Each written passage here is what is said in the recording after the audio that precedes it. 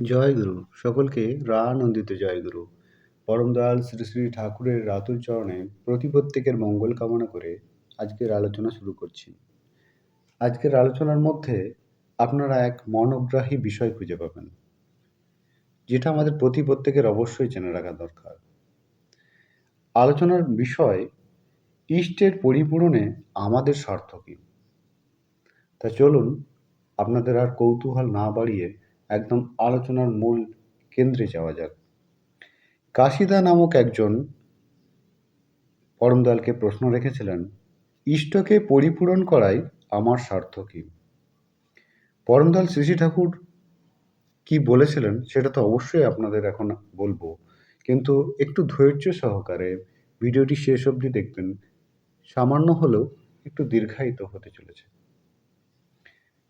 যাই হোক, পরমদয়াল ওই প্রশ্ন যে ইষ্টের পরিপূরণে আমাদের স্বার্থ কী, এর উত্তরে তিনি বলেছিলেন, তাঁর জন্য করাতেই তো আমার স্বার্থ। মানুষের নিজের জন্য কতটুকু লাগে, ছেলেপিলে অর্থাৎ যাদের আমার বলে মনে করে তাদের জন্যই করে।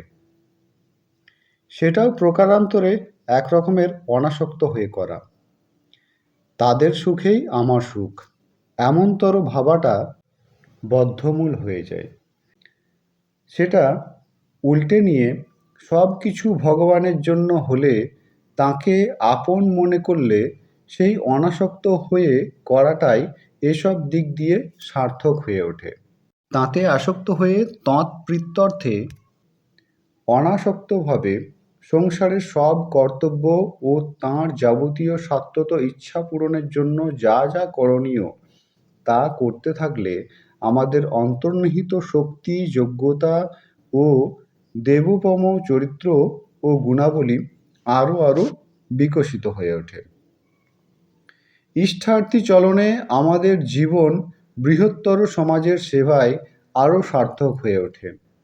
অতখানি স্বার্থত প্রয়োজন পূরণী দক্ষতাপূর্ণ করার ফলে ক্ষুদ্র সংসারের প্রয়োজনও স্বাভাবিকভাবে মিটে যায় আশাতীতভাবে।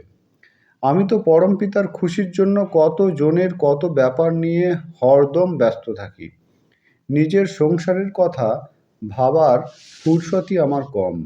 তোমাদের সবাইকে নিয়ে আমার যে এত বড় সংসার, তা কি চলছে না? তোমরাও আমার মতো সবার মঙ্গল স্বার্থী, পাকা স্বার্থপর সংসারী হও, তাই তো আমি চাই।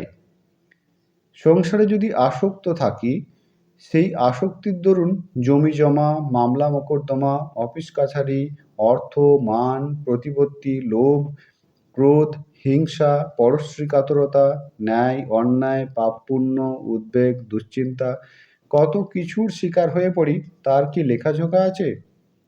আর এইখানেই কি তার শেষ হয়?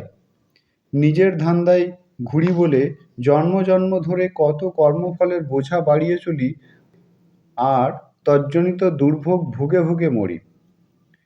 সব কিছু চাহিদার পরিপূরণের জন্য তাই একমাত্র তাঁতে অনুরক্ত হয়ে তাঁর কাজে নিজেকে ন্যস্ত করতে হয়। তাঁর বিরাট ইচ্ছা মূর্ত করতে গিয়ে আমাদের ব্যক্তিত্ব ও যোগ্যতা বেড়ে ওঠে, প্রাপ্তিও হয় অঢেল। মুখ্য করে চলতে হয় তাঁর ইচ্ছা পূরণ। সেই জন্যই বাঁচা ও বাঁচার প্রয়োজন মেটানো। তাঁকে মুখ্য করে চললে সব ভূতে যোগায়। এইভাবে চলাই ধর্ম, কর্ম, সাধনা, যোগ, জ্ঞান, ভক্তি, যা কিছু বলো সবই। আলোচনাটি এ পর্যন্তই।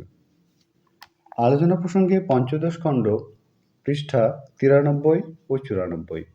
আপনারা সকলে ভালো থাকবেন, সুস্থ থাকবেন। আপনাদের সকলকে রানন্দিত জয়গুরু।